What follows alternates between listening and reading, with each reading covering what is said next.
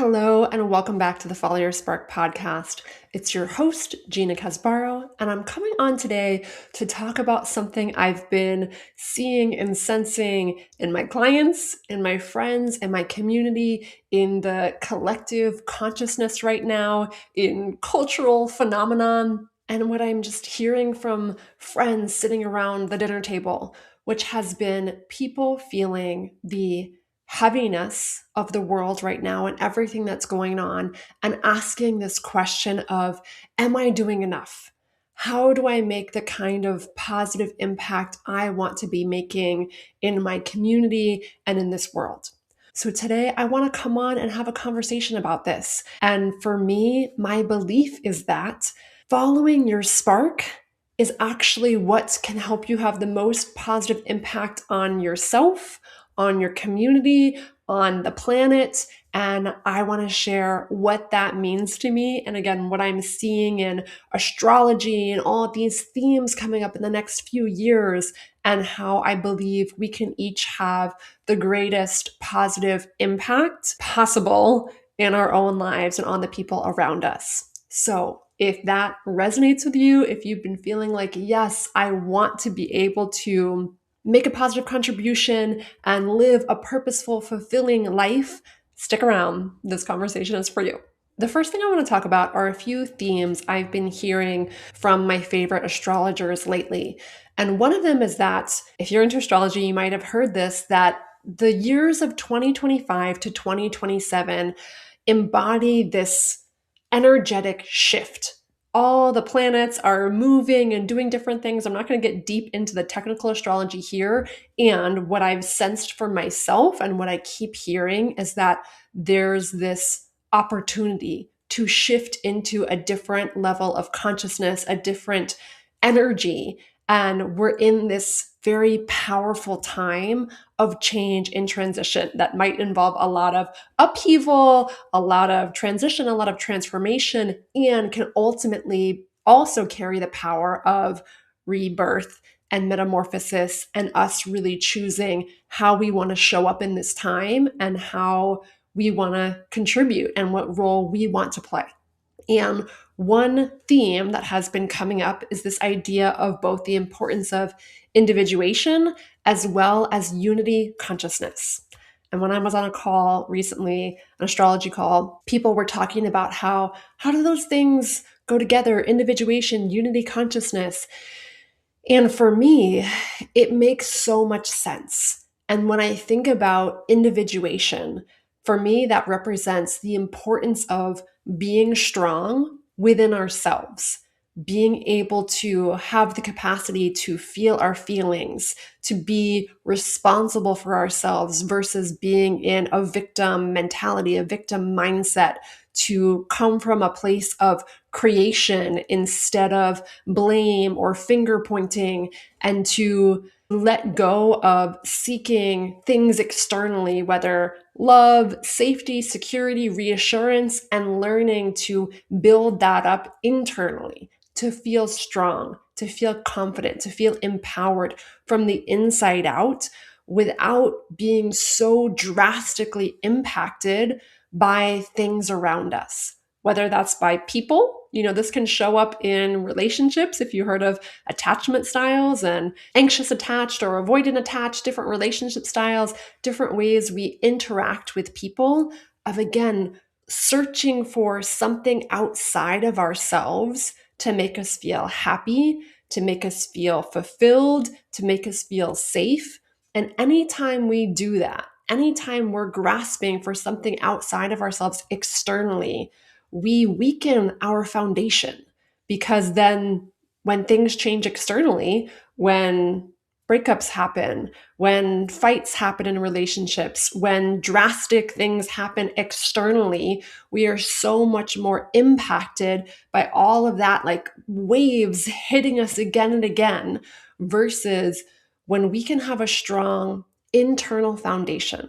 Like I said, when we have the capacity to feel all of our emotions without resistance, without avoidance, so that we don't have to fear these different feelings, and we're able to be with people and be with their feelings, we can come from a much more empowered place.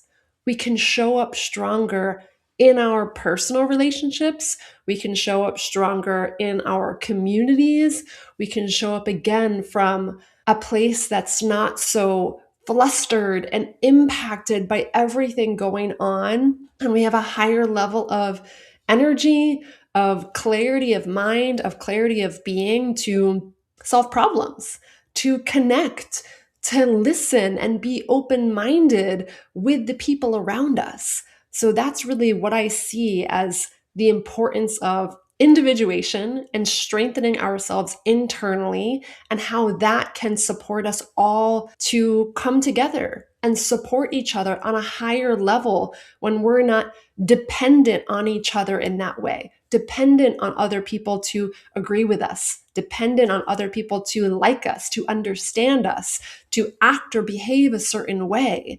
And that's when there's so much more possibility for collaboration, for support, like I said, for problem solving. And one key piece of this that I've talked about a couple times now is the importance and ability of feeling your feelings. Because so often, most people were not taught to feel feelings. And it's something that we often avoid, resist, suppress, judge ourselves for having. And when we do that, we are drastically impacted. Our physical energy is impacted, our emotional energy, our mental clarity is impacted, and our emotions also carry a vibrational frequency. And if you're into this topic, I highly recommend the book Letting Go by Professor David R. Hawkins. There's many others who have studied this as well. And there's this emotional scale that ranks emotions and their vibrational frequency that can be measured in different ways scientifically. So, for example, the emotion of shame is the lowest frequency that carries a 20 score. And then as you walk up this scale, guilt is the next one on the scale. This carries the number 30 as its score. Then apathy and depression and just feeling hopeless, that ranks a 50 on this scale. And then comes grief, fear, desire, pride, and then the tipping point emotion that tips from this scale of these like lower vibrational frequencies to these higher vibrational frequencies is the emotion of courage. And courage is at the number 200 on this scale, on this frequency scale. So when it comes to, like I said, when people are feeling the heaviness of the world, so often there's a feeling of hopelessness, of apathy, of grief. And again, this is not about suppressing these emotions or pretending you don't have or shouldn't be experiencing these emotions. The key to this is being able to let go of resistance to, let go of judgment of, and actually surrender to this experience and let that emotion be present, be felt, be listened to. And when we do that, that's when we're able to move ourselves up the vibrational frequency scale faster. When we let go of judgment of what is and trying to force ourselves to feel differently than we do now. And then above courage on this scale, there's emotions like even neutrality, of just like not judging what is, not making it bad, not making it good, just having a neutral perspective. And then comes willingness, then comes acceptance, then comes reason, then love, then joy, then peace. So again, this process of individuation, this practice and skill of being able to feel our feelings is so vital. It's so important because, again, when we're able to process our own feelings without fear, without resistance, we increase our vibrational frequency. And if this sounds like woo and ridiculous to you, I also want to share a study by Dr. Masaru Emoto, which you might have heard. This is many years ago, a Japanese scientist who studied emotions and their impact on water in particular. So he would say terrible, mean things to water, and see what the makeup of the water crystals were under a microscope. And then he would say beautiful things to water and send loving frequency and energy to water and see what happened. And they turn into these beautiful crystal snowflake kind of shapes, and really seeing the impact of our words, our emotions on water, on living beings, on ourselves, on each other. And I actually did this experiment for myself in a feng shui certification many years ago, and experimented with this with rice and water, and said beautiful things and terrible things to two different jars of water. And the one that I said terrible things to, it grew mold, and like the water turned dirty and green. And the other one was like crystal clear and perfectly fine. And just being able to see the impact on that in a number of days and weeks was really profound. And this, again, reminder of our words matter. Our energy matters. How we speak to ourselves, how we speak to each other, the energetic frequency that our emotions carry impacts us every single day. So simply working on this, working on ourselves in this way, developing this skill is something that makes a profound impact. Again, an impact on ourselves and our ability to be in courageous action in our lives towards whatever it is that's important to us, our ability to make a positive impact on the person we're having a conversation with. It reaches out so far, the ripples expand so far. And I also want to talk about something that I'm seeing in culture right now, which I feel like also speaks to this, which is the movie K-pop Demon Hunters. Maybe you've seen it. So K-pop Demon Hunters is actually, I think, one of the most watched movies on Netflix, maybe of all time, but definitely 2025.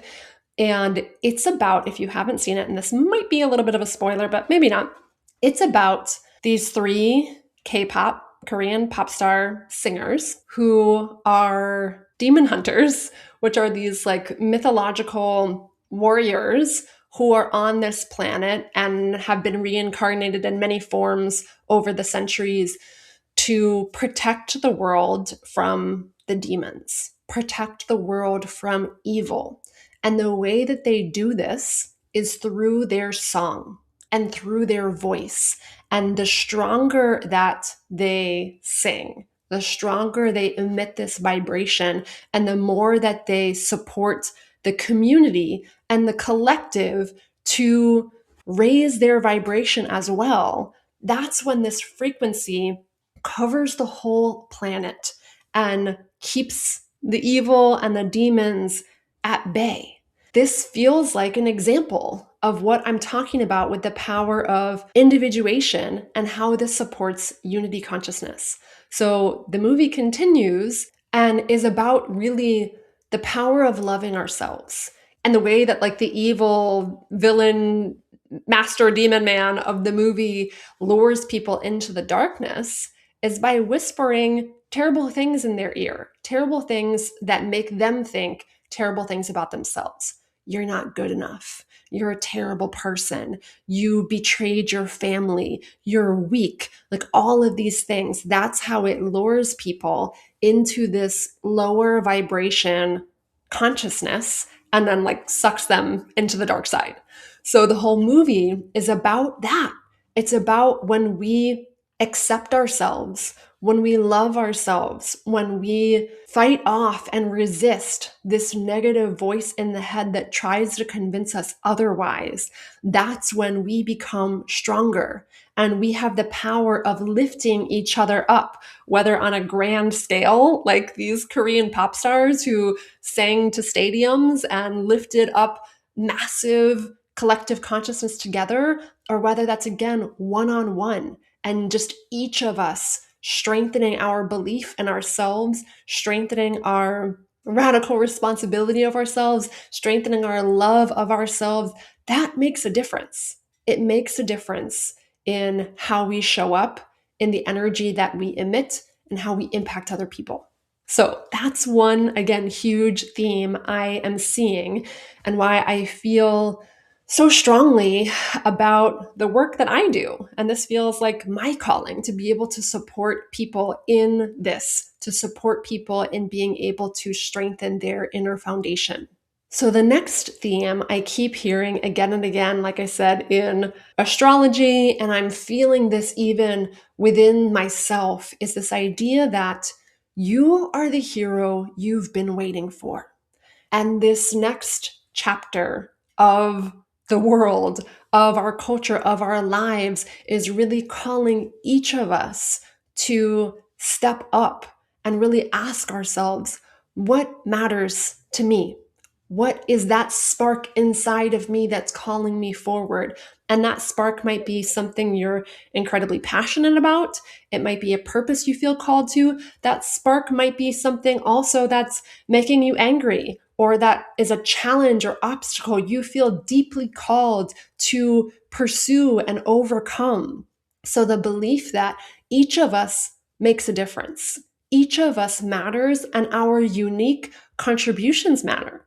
And we're not all going to do everything. We're not all going to solve all of the world's problems individually, and to be able to let your unique calling be enough and to pursue that wholeheartedly and with a commitment and a conviction and belief that that matters, because it does. Your unique purpose, your unique gifts, it matters. And when each of us are doing that and embodying that in our own way, I believe that's when we have the most positive contribution on ourselves, our communities, our planet, each other. And it takes something. It takes something to have that belief. And again, I want to point to something else that I have been watching recently that I believe resembles this as well.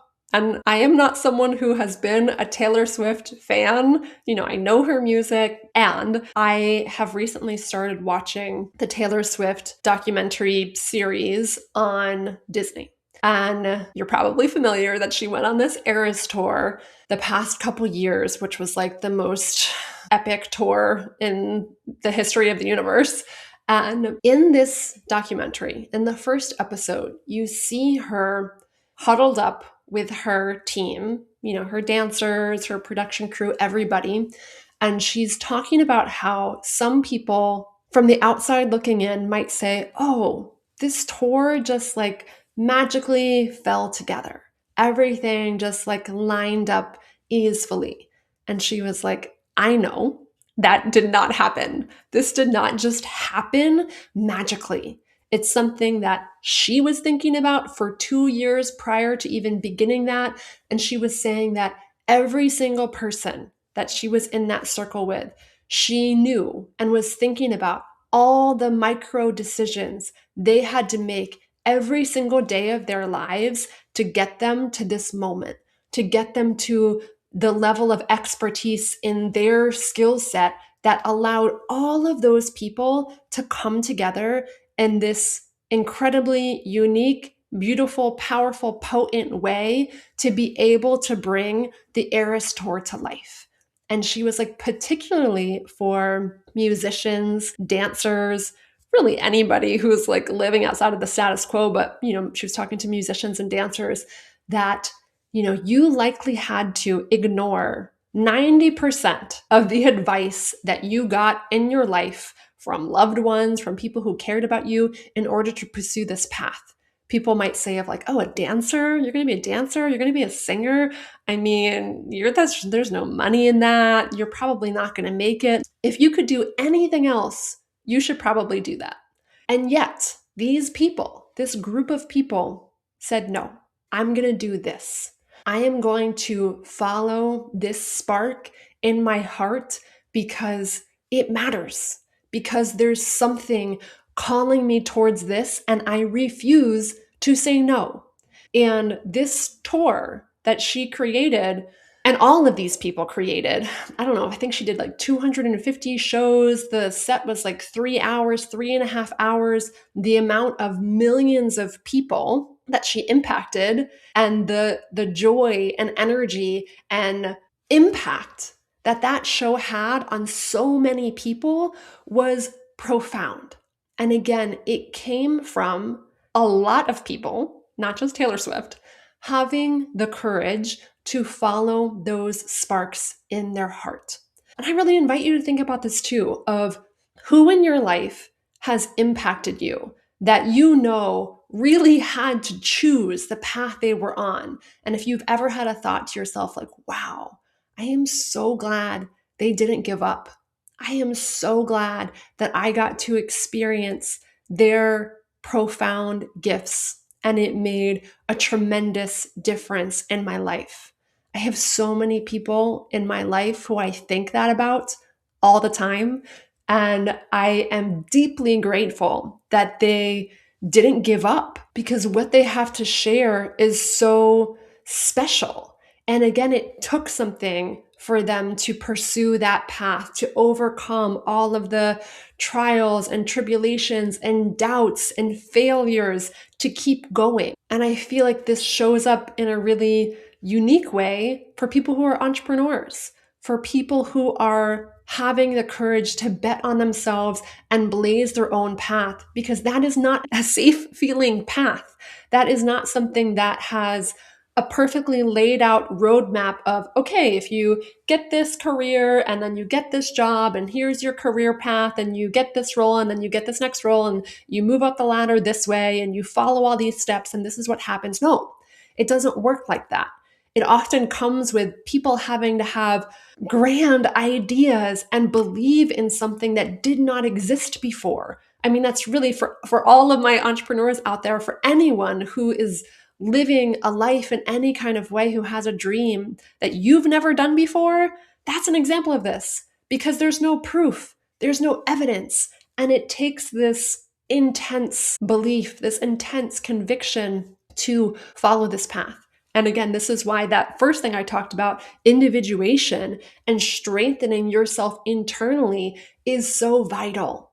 Because if you're at the whim of everything that happens externally, you're going to be rocked by every failure. You're going to be rocked by every rejection, every time someone says no, every time someone questions your ideas or looks at you funny when you tell them your plans.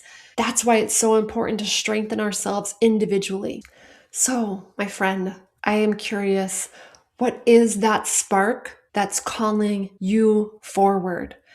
When you think about how to make a difference in this world, I truly believe starting internally is a deeply profound and powerful place to start. Starting with your own frequency, your own thoughts, your own energy, your own ability to be with yourself so that you can show up stronger, more grounded, more centered, more curious, more open with the people in your life, with your communities, with the causes you feel compelled to serve. So that's truly how I believe each of us can make the most profound difference in this world. And we're each going to be called to do that in our own unique way. That's going to be different for each of us. And I really invite you to let go of judgment. If you see one person doing that a particular way, that doesn't mean that's the way that you have to do it. So being able to let go of trying to do it all, trying to save everyone, trying to make a difference everywhere, and ask yourself, what are you compelled to do? How are you compelled to live your life? What do you feel called to make a difference in? And trust and believe that's enough. And that matters. And if you want support with this, this is what feels like my purpose, to help people in this process. That's why I created a 6-month coaching program called Own Your Becoming. It's all about embracing your past and feeling proud of where you've come from and really building up this internal sense of confidence and courage from the inside out so that you can move forward and create your life, create a future from a place of passion, not pressure. And the way that we do this is through a 5-step spark process, I call it. So the first piece of this is about sustaining your spark. It's about learning to support yourself mentally, physically, emotionally, and spiritually. A big piece of this is learning to feel your feelings. And we do this through somatic experiences, through meditations, through connecting with your body. And you learn how to develop this skill within yourself. You also learn to strengthen your intuition so that you can trust yourself and feel a sense of safety and security internally without needing proof externally, without needing circumstances to show up a particular way for you to believe in yourself, for you to believe in your path and feel you can have some semblance of trust in the face of uncertainty. The next piece of this process I call a phoenix mindset. And this is all about, again, building up this belief in your capacity. And one way to do this, like I said, is looking at your past and seeing how far you've come, because that can really build up confidence when you ask yourself, how have I overcome challenges in the past? What has helped me create things I've never done before? The brain loves evidence. And when we look to the future can be uncertain. We don't know. We haven't created things yet. And our past can be a gold mine of evidence that we can learn from. So being able to bring awareness to the thoughts that we have on a daily basis, what we believe about ourselves, what we believe about our capabilities, and really being able to remind ourselves that we have gone through the fire again and again and overcome. So you really develop this belief in yourself in a whole new way. The next piece of this is about activating your vision. So this is about connecting to your spark, connecting to that why that pulls you forward. What is it that you desire to create in your life? Why does that matter? What are the values that you live by? Really activating that vision so that you can feel it, sense it, connect with it, and also connect with the version of you who's capable of bringing that to life. And we work on strengthening your self-concept so that you can believe that you are that person and practice the characteristics of that person, embody the beliefs and the actions of that person every single day so you can walk yourself into that version of you. And there's all kinds of tools we use on a mind, body, spirit level to really feel this person, to really feel into what this vision would spark in your life, those emotions, so that can fuel you and pull you forward. Which speaks to another piece of this, which is about redesigning your environment. This is where feng shui comes in. So we are sensory beings. We respond to colors, imagery, symbolism, texture, smell.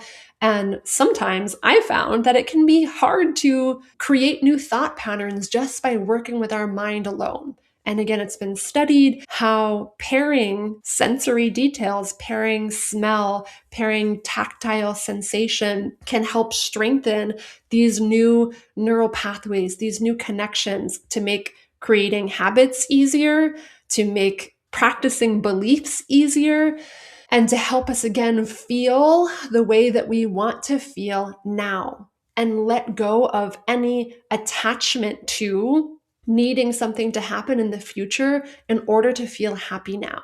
And this is a huge piece of the work that I do also. Like when it comes to setting goals, it's about setting goals and pursuing them from a place of commitment, not attachment.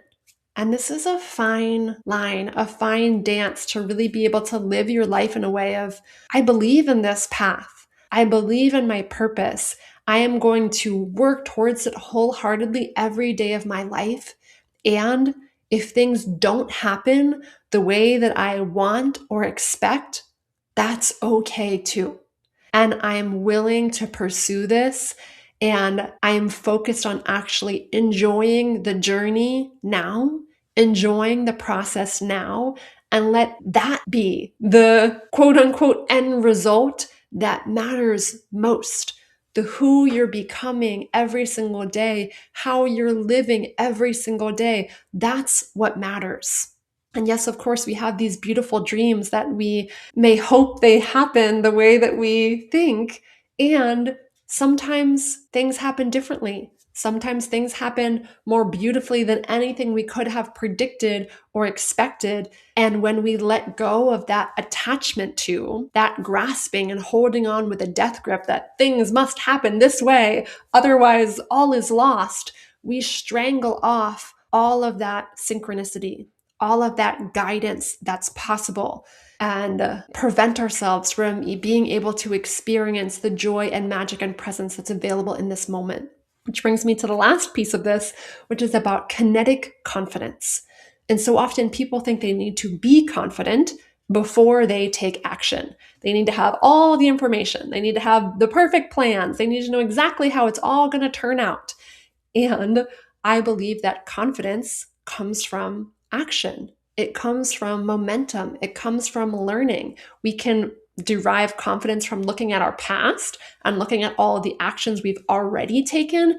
And we can create confidence by having the courage to move forward, to take imperfect action, to tune into both logic and intuition, our mind and our heart, to guide us to the next inspired action we feel called to take, and allow ourselves to take it from a place of surrendering attachment and being able to be fueled by, again, a purpose and an energy that's calling us forward, and be open to learning. Be open to evaluating what worked and what didn't. Be open to celebrating yourself. Be open to letting go of any ideas that you failed and recognizing how much courage it takes to follow your spark, to bet on yourself, to blaze your own path, to go in a direction that other people might think you're crazy because you want to go in, but you know in your heart you have to. That takes so much courage, and it deserves celebration. So this is a huge thing that we work on together in this program.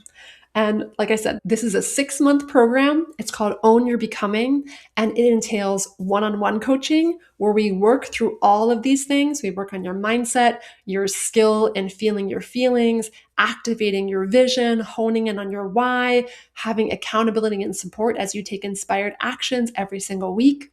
It also includes monthly spark sessions where we come together as a community and set aligned goals every month from your heart, from your intuition, and we explore all kinds of intuitive, creative feng shui practices to help you tap into that inner guidance and strengthen your connection with spirit, with your heart, so that you can feel more trusting in the face of uncertainty. It also includes a feng shui identity audit, whether in person or virtual, depending on if you're local to me in Baltimore, where we look through your space and really see what are these small yet potent changes we can make in your environment that can help you feel the way that you want to feel and step into and embody this self-concept of who you are and who you're becoming.